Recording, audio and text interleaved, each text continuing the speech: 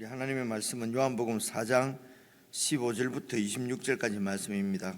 신약성경 147페이지입니다. 15절부터 한 말씀씩 저와 여러분이 교독하겠습니다. 여자가 이르되 주여 그런 물을 내게 주사 목마르지도 않고 또 여기 물 기르러 오지도 않게 하옵소서. 이르시되 가서 내 남편을 불러오라. 여자가 대답하여 이르되 나는 남편이 없나이다. 예수께서 이르시되 내가 남편이 없다 하는 말이 옳도다. 너에게 남편 5이 있었고 지금 있는 자도 내 남편이 아니니 내 말이 참도도다.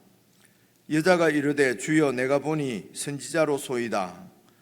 우리 조상들은 이 산에서 예배하였는데 당신들의 말은 예배할 곳이 예루살렘에 있다 하더이다. 예수께서 이르시되 여자여 내 말을 믿으라. 이 산에서도 말고 예루살렘에서도 말고 너희가 아버지께 예배할 때가 이르리라. 너희는 알지 못하는 것을 예배하고 우리는 아는 것을 예배하노니 이는 구원이 유대인에게서 남이라.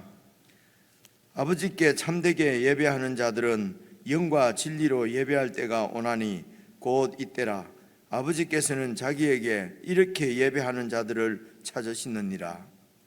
하나님은 영이시니 예배하는 자가 영과 진리로 예배할지니라. 여자가 이르되 메시아 곧 그리스도라 하는 이가 오실 줄을 내가 아노니 그가 오시면 모든 것을 우리에게 알려주시리이다. 예수께서 이르시되 네게 말하는 내가 그라 하시니라. 우리가 잘 아는 말씀인데요. 그 21절에 보시면은 20절입니다. 우리 조상들은 이 산에서 예배하였는데 당신들의 말은 예배할 곳이 이제 예루살렘에 있다. 그래서 이 산은 이제 그 그리심산이라고 그렇게 그리심산이라고 합니다.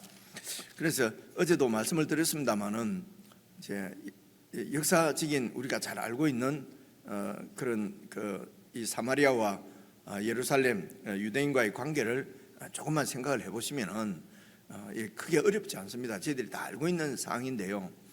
그러니까 하나님께서 이제 아브라함의 후손들로 이렇게 후손들을 내 백성 삼고 그리고 가나안 땅을 그들에게 주어서 그 가운데 이제 하나님께서 통치하시는 하나님 나라를 세우시려고 했습니다. 이것이 예수님을 왕으로 보내셔서 이루어지는 이런 그 영적인 하나님의 나라를 그림자라고 이제 그렇게 우리가 말합니다.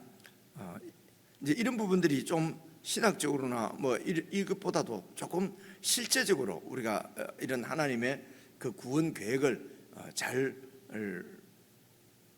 볼 수 있기를 바라고, 그래서 그 하나님의 그런 구원 계획에 우리가 완전히 들어가는 것입니다. 그리고 그것이 하나님께서 이런 일을 하셨구나, 이제 이런 그 말씀들을 통해서 이제 하나님과 우리 가운데 이런 인격적인 관계가 이렇게 맺어지는 것이거든요.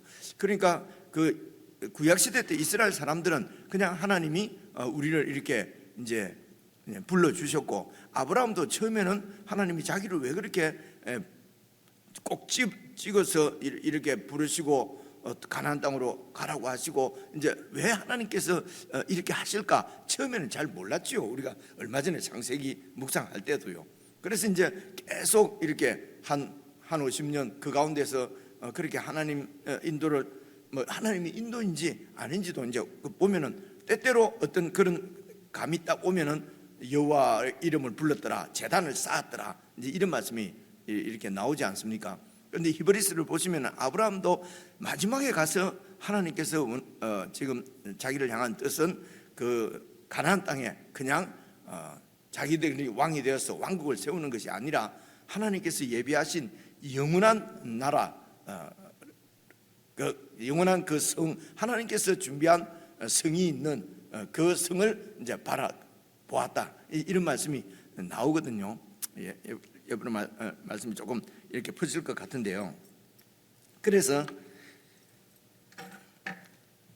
이제 구약 시대 때 이제 그렇게 세워진 하나님 나라는 보시면은 이제 아들 열둘이 있는데 이제 그 열둘을 통해서 지파가 형성돼서 이제 이렇게 나라가 이제 민족이 형성되고 나라가 형성될 때 그때도 벌써 그 아버지가 그 할아버지한테 그 아내가 넷이나 됐지 않습니까? 그리고 그 네 명의 아내 가운데 또 크게 나누면 둘이지요, 그죠? 두 아내 가운데서 이제 그 여러 그 12자식들이 이제 12지파를 이루는 것이니까요. 그때부터 벌써 이제 이 배다른 형제들이 그 이렇게 그 알력이 있는 것을 볼 수가 있습니다. 지금 이 인간 사회를 이제 이런 부분들을 잘 이제 보시게 되면은 결국 그렇게 해서 여러분 솔로몬 때 그때도 남과 북이 그러니까 다윗부터 또 보시면 되겠네요. 다윗이 처음으로 왕이 될 때도 유대 지역 다윗이 유다 지파거든요. 그러니까 유대 지역에서만 왕 노릇을 7년 정도 이렇게 했습니다. 그리고 전체의 왕이 되는 것이거든요. 그러니까 이제 그때부터 벌써 북쪽하고 남쪽하고 이렇게 알력이 있었던 걸 볼 수가 있습니다. 결국은 솔로몬 이후에 나라가 나누이지요. 그러니까 나라 나누어지고 이제 밑에 그 유다 지파 유다의 후손들은 그게 이제 유다라고 하는 나라로 되는데요. 그 예배의 중심은 예루살렘이었습니다. 예루살렘이고 그리고 이제 북쪽은 여러분 아시는 대로 아수르라고 하는 나라에 의해서 멸망을 하잖아요, 그렇죠? 그래서 아수르 왕이 이제 이렇게 이 북쪽 이스라엘을 이렇게 이제 지배를 할 때에 그때 이제 수도가 사마리아인데요. 수도가 원래는 아니었는데 어쨌든 사마리아가 이제 수도입니다. 이제 그 수도를 중심으로 해서 이제 그곳에 아수르 사람들은 저 위에 바벨론이라든지 메데라든지 이런데 이제 식민지를 개척해서 이제 그 식민지 있는 사람들을 이쪽으로 사마리아로 이렇게 보내고 사마리아에 있는 사람들은 잡아서 다른 곳으로 보내고 이렇게 해서 사마리아 지역은 그러니까 조상들이 이제 그 북쪽에 있는 이스라엘 사람들도 있고 그리고 이 외지 이방인들과 섞인 사람들도 있고 이렇게 해서 이제 혼혈이 된 거지요, 그렇죠? 그러니까 역사적으로도 또 정치적으로도 이렇게 북쪽하고 남쪽은 점점 이제 거리가 멀어지고요. 그리고 그래서 이제 북쪽에서는 예루살렘에 와서 예배하기를 이제 백성들이 거부하고 그래서 그 그리심산에 그곳에서 이제 성전을 세우고 그곳에서 예배를 드렸던 것입니다. 그런데요, 결정적으로는 여러분 그 마카비 혁명 뭐 이런 얘기 들어보셨지 않습니까, 그죠? 이제 와서 그게 이제 주전 예수님 오시기 전에 2세기입니다. 160년대 BC 이럴 때에 이제 그 당시에 여러분 그 알렉산더 이런 얘기 들어보셨지 않습니까? 알렉산더 장군이 죽고 그 이제 그 부하들이 4명이 그 알렉산더 지금 그리스지요. 그리스 이쪽을 막 네 나라로 이렇게 나누어서 이제 갖고 이제 거기도 치열하게 싸워서 이제 나라가 크게 두 개로 나누어지는데 그 중에 하나가 이제 수리아 셀루코스 왕조라 그러는데요. 거기에서 이제 여러분 그 에피파네스 이런 하여튼 헬라의 그 문화가 제일 우수하다 이렇게 생각해서 그 왕이 자기가 지배하는 모든 것을 헬라화 시키려고 하는 이제 이런 왕이 그러니까 유대인들은 나라를 잃었지만은 그냥 성전에서 예배만 드리고 이래 살면은 그냥 이 사람들은 그냥 살 텐데요. 이제 그것을 지배하고 있는 그때 수리아 왕조라고 합니다. 그 위쪽에 이제 시리아 그쪽을 이제 이렇게 장악한 왕조가 이제 그 셀루코스 왕조라는 그 왕조가 수리아 왕이 있습니다. 이 왕이 이제 완전히 그 성전을 이렇게 돼지피 이거는 정한 피가 아니잖아요. 돼지피로 그냥 그 성전 안에서 뭐 예배를 드리게 하고 뿌리고 그곳에 제우스 신상을 세우고 막 이렇게 하니까 이제 유대인들이 이제 이렇게 그 대항을 하게 되는 거죠. 그때 그 이제 지도자가 마카비라고 하는 사람인데요. 그래서 이 셀루코스, 그러니까 지배국하고 이제 싸운 거지요.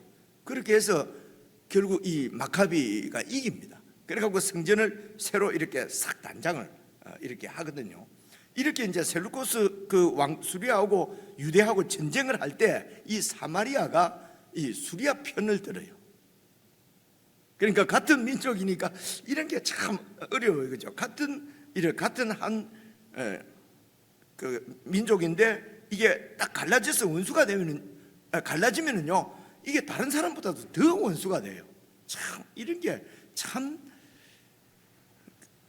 현실에서 지금 많이 보죠, 그죠? 이렇게 한 편인데 나누어지면은 다른 원수들보다도 더 원수가 되는 거죠. 그러니까 북쪽 그 사마리아가 이제 자기 그 동족인데 그 유다 편을 들어야 될 텐데 적극적으로 그냥 헬라와 정책에 순응하고 어떻게 보면은 살아남으려고 하는 그런 기회주의적인 것도 되겠죠, 그죠?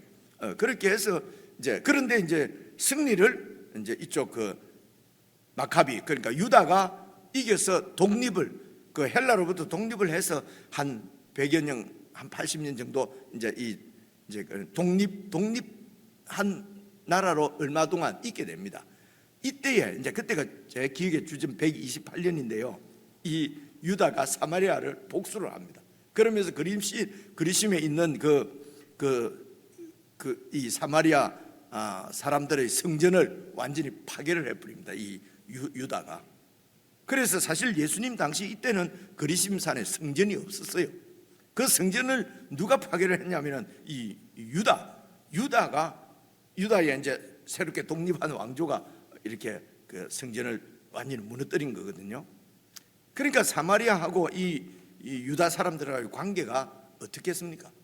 이거는 한 핏줄이지만은 그리고 성경도 이제 같은 성경을 갖고 있습니다만은 완전히 이렇게 원수 지간이지요. 그러니까 유대인들이 갈릴리 지방에 갈 때도 사마리아로 통과를 안 하는 것입니다. 근데 이제 그 당시에, 예수님 당시에 사마리아 인구는 얼마가 되지 않았어요. 뭐 어떤 자료를 보면 1,000명이라고도 하고 2,000명, 그러니까 사실은 이 사마리아 사람들은 사실은 비참하지요, 그죠? 그런데 이제 종교적으로는 이 유대인들은 자기들 종교하고 다르니까, 그죠? 그러니까 막 이제 성전을 파괴할 정도로, 그러니까 그 관계가 이런 관계인데 이제 예수님께서 그래서 일반적으로 갈릴리로 갈 때는 다 요단강을 건너서 올라가서 이렇게 가거든요. 그 갈릴리 사람도 이제 이 예루살렘에 1년에 3번은 예배드리러 와야 될 거 아닙니까, 그죠? 근데 바로 쭉 내려오면 되는데 이 사마리아 땅은 이는 더러운 땅이죠, 그죠? 그리고 더러운 사람들하고 이제 같이 이제 섞이면 나도 부정해지니까, 그죠? 그래서 이렇게 건너와서 이렇게 옵니다. 그래서 이게 종교입니다, 종교. 그러니까 부정한 땅을 밟아도 나는 부정해지고, 부정한 사람하고 얘기만 해도, 교제해도 내가 부정해지고, 그래서 하나님 앞에서 내가 정결하게 살려고 하면은 이렇게 그 부정한 걸 다, 그러니까 배제하고 소외시키고, 이제 이게 종교란 말입니다. 그러니까 그래서 소위 우리가 말하는 오직 예수님에게만 구원이 있다, 다른 이름을 주신 일이 없다, 그러면서 그것이 종교화가 되어버리면요, 이거는 그냥 종교죠, 그죠? 종교가 되어버리면은 그래서 배제하고 소외시키고, 내가 거룩을 지킨다고 하는 미명하에 이렇게 아주 극도로 이런 표현을 할 수가 없네요. 종교적이. 그래서 그냥 종교적이 되지 말고 그냥 이런 정도가 아니고, 종교적이 되면은 이거는 완전히 누구도 말릴 수가 없어요. 이것이 하나님이 원하시는 것이고 하나님의 뜻이고 하나님의 영광을 위해서라고 하는데, 그것이 사실은 성경의 진리와는 하나님의 뜻과는 완전히 반대되는 그런 일을 할 수도 있기 때문에 종교적인 것이 무섭다는 것입니다. 그렇죠? 단순히 뭐 무슨 신앙생활에 조금 차이가 있고 뭐 이런 정도가 아니고, 종교적이 되면은요, 이는 아주 폭력적이고 파괴적이고 완전 이제 그렇게 되는 것을 우리가 볼 수가 있습니다. 근데 예수님께서 이제 그 사마리아 지역으로 이제 들어가서 사마리아에 있는 이 여인을 이제 만난 것 아닙니까? 이제 이 정도 얘기를 하고, 그리고 이제 우물에서 이제 물을 길러러 나온 그 여인하고 대화를 하는데 이제 물을 달라. 그러니까 이 여인이 어제 말씀에 보면은, 아니 유대인으로서 어떻게 유대인이 자기를 이렇게 이름을 부르고 물을 달라고 그러고 이러면 인격적인 관계가 생기는 거 아닙니까? 그죠? 유대인으로서 이렇게 하는 것은 이제 본 적도 없고 그런 걸 경험한 적도 없고 들은 적도 없고 그저 서로 정오하는 사이인데, 유대인이, 그리고 특히 그 당시 문화적인 관습으로는 남자가 여자한테 말 거는 것은 또 있을 수가 없던 일. 뭐 우리나라도 남녀 칠세 부동세 이런 말이 있지 않습니까? 근데 이 유대 남자가 자신에게 이제 말을 걸었는데 물을 달라고 하는 것입니다. 그러니까 아니 어떻게 당신은 유대인인데 나한테 물을 달라고 할 수 있습니까? 예수님께서 내가 누군 줄 알았으면은 네가 나한테 물을 달라고 했을 것이다. 이제 이런 좀 전율이 느껴지지 않습니까? 그죠? 그러니까 아니 물기를 두레박도 없고 아무것도 없는데 뭐 무슨 물을 어떻게 주시겠다는 것입니까? 그러니까 네가 먹는 이 물은, 그러니까 이 여인은 이 야곱이 우리에게 주신 우물입니다. 그죠? 이렇게, 그러니까 이게 전부 다 이제 어쨌든 야곱이 이게 최고의 조상이죠. 자기들 그런 믿음의 조상이고 막 그렇습니다. 이제 그렇게 해서 사람을 어떻게 이렇게 이제 어쨌든 그 대단한 이런 그 조상을 하나 만들어 놓지 않으면은 종교가 형성이 안 되죠. 그러니까 당신이 그럼 우리 조상 야곱보다도 크다는 말입니까? 야곱이 선물로 주신 이 우물을 그 당시에 그 팔레스틴 지역에서는요, 이 물이 얼마나 귀한지 모릅니다. 우리 같으면 뭐 우물 없으면 뭐 상수도 틀면 되지, 뭐 지하수 파면 되지, 이럴 때가 아니에요.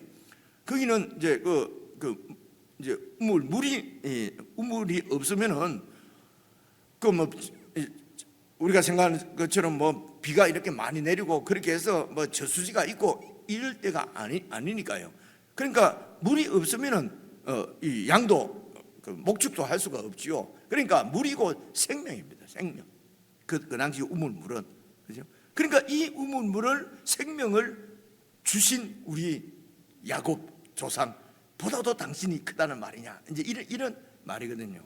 그러니까 어쨌든 이 땅에서 이 생명을 유지하는 정말 중요한 물, 그리고 영원한 생명을 이렇게 유지하게 하는 영생수, 물, 이제 이런 것을, 그러니까 이 세상에 속한 것과 하늘에 속한 것, 이것은 육적이라고, 이걸 영적이라고 그래요. 그러니까 육적인 것을 이렇게 비유가 아니고요, 육적인 것을 가지고 영적인 것을 설명하는 것이요. 그렇죠? 바로 영적인 것을 설명하면 아무도 알아듣지는 못하니까요. 그래서 육적인 것을 가지고 이걸 그림자라고 그러고 이게 실체라고 그런단 말입니다. 그러니까 우리 눈에는 진짜 실체처럼 보이는 이 땅의 것이 진짜 실체가 아니고, 왜냐하면 이건 변하니까요, 바뀌니까요.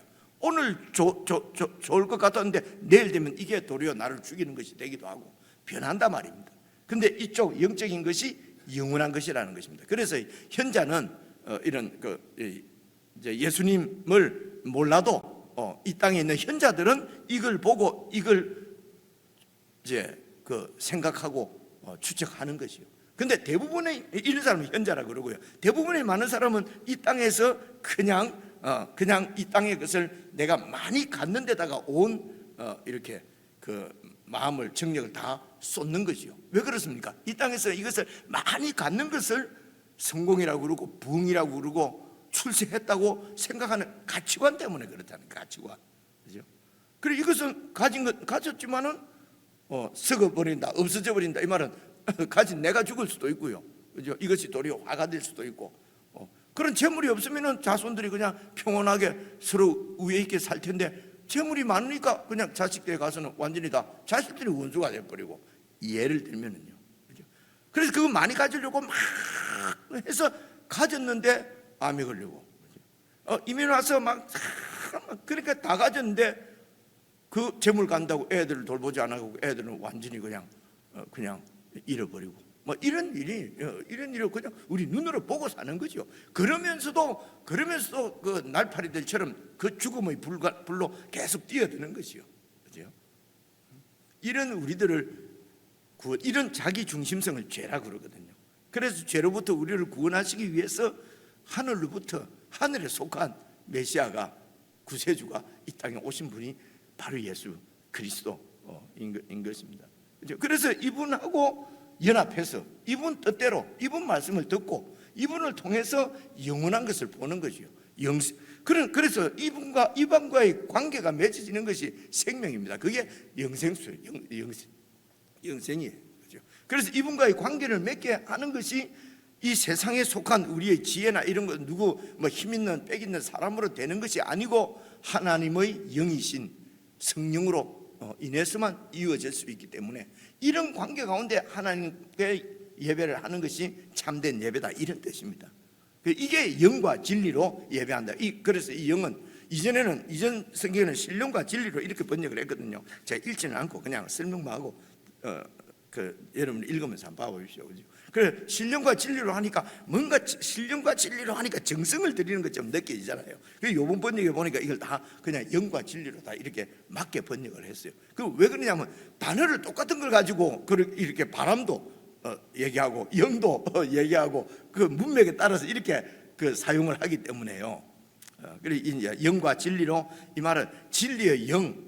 그래서 이런 이 보이지 않는 세계를, 이 영원한 진리를 우리에게 계시해 주시는 분이 바로 예수님이시고, 깨닫게 해 주시는 분이 하나님의 영이고, 그러니까 이게 다 하나님이시죠. 그죠? 이렇게 예수님과의 그런 관계, 그러니까 영적인 것과의 관계가 맺어지는 거죠. 그죠? 이게 인격적인로 이렇게 표현할, 아니 인격적이란 말은 사람과 사람이 만나는 건데 하나님과 우리는 인격적이 아니잖아요. 그래서 하나님은 영이시니 인격적인 관계, 그래서 사람으로 되어 오셔서 인격적인 관계가, 그분이 우리를 찾아오신 거죠. 그래서 예수님이 아니고는 이런 그 종교적인 것은, 어떤 종교적으로 신을 섬기는 것은, 그냥 신을 숭배하고 섬기는 것은, 종교는 여러 사람이 뭐 여러 군데 어떻게든 다 할 수는 있죠. 그래서 기독교가 종교가 되어버리면 여러 좋은 종교 중에 하나, 이러면 다원주의가 되는 것입니다. 그래서 다원주의 또 나쁘다고 다원주의가 나쁜 것이 아니고요, 기독교가 종교화된 것이 우리가 잘못한 거죠. 그죠? 그래서 이것이 그런 종교화가 되지 않으려면은 예수님과의 관계가 정말 인격적으로 맺어지지 않으면은 영과 진리로 하나님을 예배할 수 없다는 것입니다. 와, 그거 되게 어렵겠네. 이게 쉽습니다. 어떻게 쉽냐면은, 세상에서는 뭔가 이루려면 내가 막 얼마나 애를 써야 되지 않습니까? 그죠? 그래, 이쪽에서 이루어지는 것은 우리를 찾아오신 예수님을 받아들이는 것입니다. 영접하는 것입니다. 그분의 말씀을 잘 듣는 것입니다. 그죠? 그래서 그냥 그분께서 그냥 시킨 대로 하는 것입니다. 이게 더 쉽지요. 그런데 여기에다가 내 고집을 가지고 이렇게 해야 안 됩니까? 이러면은 이제 이렇게 하는 것보다 훨씬 어려워지지요. 그래서 예수님을 믿는 것, 인격적으로 만나고 그분을 따라 사는 것은 무지 어려우면서도 쉬울 수가, 한편으로 쉬울 수 있고 어려울 수 있고, 이거는 우리한테 달린 것이 사실은 그렇죠. 그래서 여기에 이제 그 다음 줄만 볼게요. 그러니까 15절, 여자가 이르되 주여 그런 물을 내게 주사 목마르지도 않고 또 여기 물길로 오지도 않게 하옵소서. 이르시되 가서 네 남편을 불러오라. 이 여자가 대답하되 이르되 나는 남편이 없습니다. 예수께서 네가 남편이 없다 하는 말이 옳다. 왜냐, 너에게 남편 5이 있었고 지금 있는 자도 네 남편이 아니니. 그러니까 남편이 6이잖아요. 그죠? 6이. 우와, 이 여자는 남자를 얼마나 밝히는지, 그죠? 이 남자도 보니까, 그러니까 이런 것이 그 당시로 생각해 보면요, 여러분 마태복음 우리가 예수님 당시에 읽었지 않습니까? 그죠? 어떤 연유가 있으면은 남자가 사람이 다 남자면 여자를 부릴 수가 있습니까? 이혼의 주도권은 남자에게 있었지 여자에게 있는 시대가 아니에요. 여자가 이 남자하고 좀 살아보다가 에이 아니네 또 이혼하고 이렇게 할 수 있는 시대가 아니고요. 이 남편이 6이나 있었다면은 5번이나 버림 받았다는 거예요. 그죠? 그냥 말씀드렸잖아요. 힐렐 학파의 그때 예수님 당시의 율법 그 선생들의 말에 의하면은 남자의 신기만 불평해도 이혼 사유가 되는 거예요. 그죠? 그렇게 해서 그냥 버림 받았다고 보는 것이 그게 더 그런데 그 당시에는 또 남자를 의지하지 않고는 살 수가 없는 시대예요. 그죠? 그래서 이 여섯이라는 말은 이게 이제 계속 앞에서도 항아리도 6개 나옵니다. 그때 우리 전도사님이 언급을 해서 저도 언급을 하는데요. 그 여섯 이전사님이 그랬나 전도사님이 그랬나 여섯 항아리 이게 그 하나님의 숫자보다 사람의 수예요. 불완전한 거예요. 그러니까 남편도 6이에요. 이 남편이 보여주시는 것은 영원한 진짜 남편이 예수님이시다 하는 것을 보여주는 문학적인 이런 장치예요. 그죠? 6의 그래서 영원히 의지할 분도 남편이 아니고 이 땅에 있는 사람이 아니고 예수님이라는 거예요. 그 당시에는 남편이 없으면 아무런 보장을 받을 수 없는 그런 시대였어요.